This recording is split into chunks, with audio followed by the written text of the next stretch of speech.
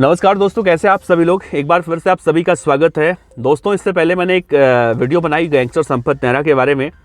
उसमें मैंने अपना ये कोट पहन रखा था। मेरे कई सारे भाई लोग कमेंट में लिख रहे हैं कि भाई कोट तो साफ कर लेता। तो भाई आपका प्यार है, आपकी श्रद्धा है, इसलिए मैंने कोट निकाल दिया। अगर आप कहेंगे तो कोट पहन लूँगा। वैसे आपको बताऊँ, कोट पुराना हो गया है। खैर, ये तो मजाक वाली बात है। आज के इस नए वीडियो में जैसा आपने थंबनेल देखा होगा कि राजस्थान में जब पहली बार गैंगस्टर संपत नेहरा ने AK-47 से जिम में घुसकर गोलियां मारी थी एक गैंगस्टर को। तो कौन था वो गैंगस्टर जो उस वक्त मारा गया था जब वो जिम करने गया था? ठीक वैसे ही जैसे नोएडा में अब से 10 दिन पहले एक लड़का, उसे नीरज बवाना गैंग का भी कहा गया, जिम से बाहर निकल रहा था, उसे गोलियां मारी गई थी। ठीक वैसे ही कहानी है। इस गैंग वॉर की कहानी को पूरा सुनिएगा। पूरी सच्ची कहानी है। लॉरेंस बिश्नोई गैंग से जुड़ी हुई कहानी है, जो कि संपत नेहरा आजकल ट्रेंडिंग में है। राजस्थान की पुलिस उसे पंजाब से चोरू लेकर आई है और उससे पूछताछ चल रही है। बहुत सारे ऐसे केस हैं जिसको लेकर संपत नेहरा की पत्नी अब ये कह रही है कि हो सकता है उसका एनकाउंटर हो जाए। तो संपत नेहरा की कहानी इसीलिए हम आपसे सुना रहे हैं। तो इस वीडियो के अंत तक बने रहिएगा दोस्तों। अगर आपको लगे कि मैं कुछ झूठ बोल रहा हूँ या सुनी सुनाई बातें कर रहा हूँ, तो आप नीचे कमेंट बॉक्स में या फिर इंस्टाग्राम, फेसबुक पे यहाँ में मेल भी कर सकते हैं। हम करेक्शन करने की कोशिश करेंगे। तो आइए इस वीडियो की शुरुआत करते हैं। दरअसल दोस्तों, अपराध की दुनिया एक ऐसी काली दुनिया है कि यहाँ पर कब कौन किसका दुश्मन बन जाता है और कब कौन किसका दोस्त बन जाता है। शिकारी कब शिकार बन जाता है और शिकार कब शिकारी बन जाता है, ये नहीं कहा जा सकता। दरअसल जराइम की दुनिया में खुद को बादशाह बनाने के लिए और अपने आप को हुक्म का इक्का दिखाने के लिए, रक्तपात करने के लिए गैंगस्टरबाज नहीं आते हैं।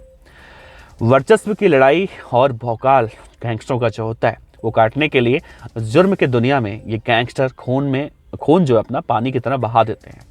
हमने कई मामलों में देखा है कि गैंगस्टर अपनी बादशाहत कायम रखने के लिए अपने विरोधी गैंग के बदमाशों को बहुत ही बुरी तरह से मारते हैं। और इसका जीता जागता उदाहरण पंजाब की लॉरेंस और देवेंद्र बम्बीहा गैंग और दिल्ली की गोगी और ढिल्लू गैंग है।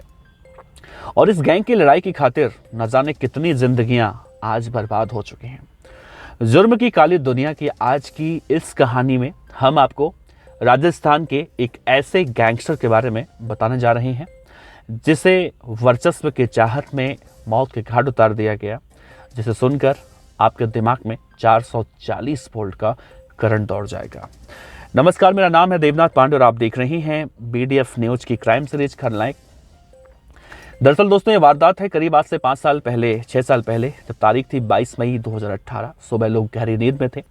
उस वक्त राजस्थान की पुलिस प्रशासन में हड़कंप मच गया, क्योंकि उस रात वो हुआ था जिसने पूरे शहर को सुबह होते ही पूरे शहर का फ्यूज ढीला कर दिया था। गैंगवॉर की कहानी है उत्तर भारत के सबसे बड़े गैंगस्टर लॉरेंस बिश्नोई और राजस्थान के गैंगस्टर जॉर्डन की।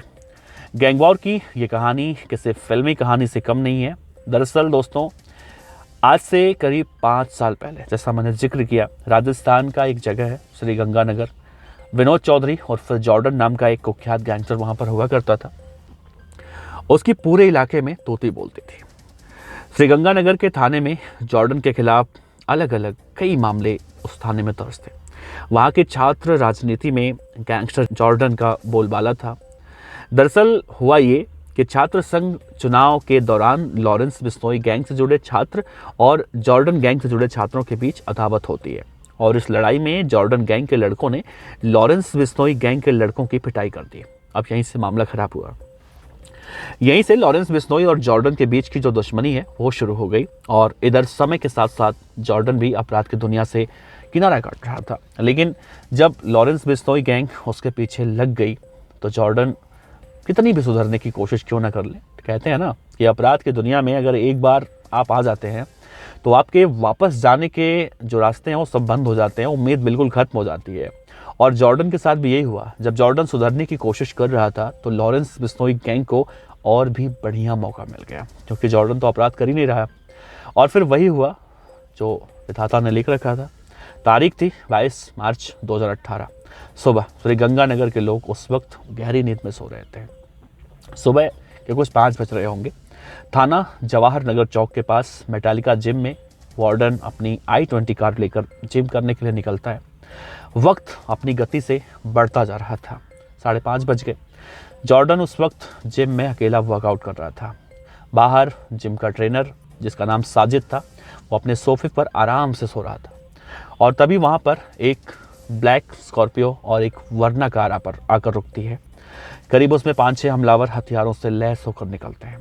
स्कॉर्पियो को चलाने वाला कोई और नहीं बल्कि लॉरेंस बिश्नोई का सबसे खास दाहिना हाथ मैनेजर कहा जाने वाला शूटर संपत नेहरा था। उसके साथ में था गैंगस्टर अंकित भादु। संपत नेहरा बाहर निगरानी करने के लिए रुका और 3 शूटर हथियार लेकर जिम के अंदर घुसते हैं। जिम का ट्रेनर साजिद बंदूक की नोक पर दरवाजा खुलवाता है और फिर तीनों शूटर अंदर जाते हैं और देखते ही देखते जिम के अंदर से चीखने चिल्लाने की आवाज़ें आने लगती हैं।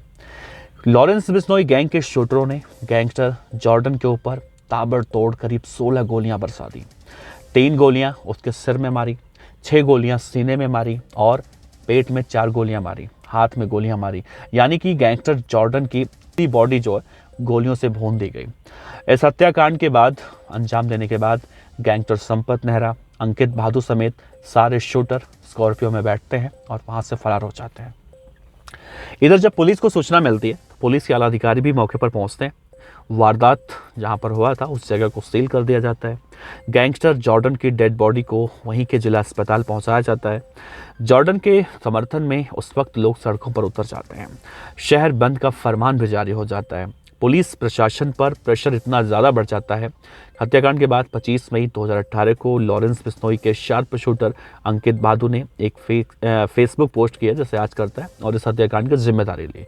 इसके बाद इतना तो साफ हो गया ये गैंग वॉर थी और इसके पीछे लॉरेंस बिश्नोई गैंग का हाथ था, जिसको देखते हुए राजस्थान की पुलिस ने गैंगस्टर अंकित भादु पर जो है भारी भरकम इनाम भी ठोका।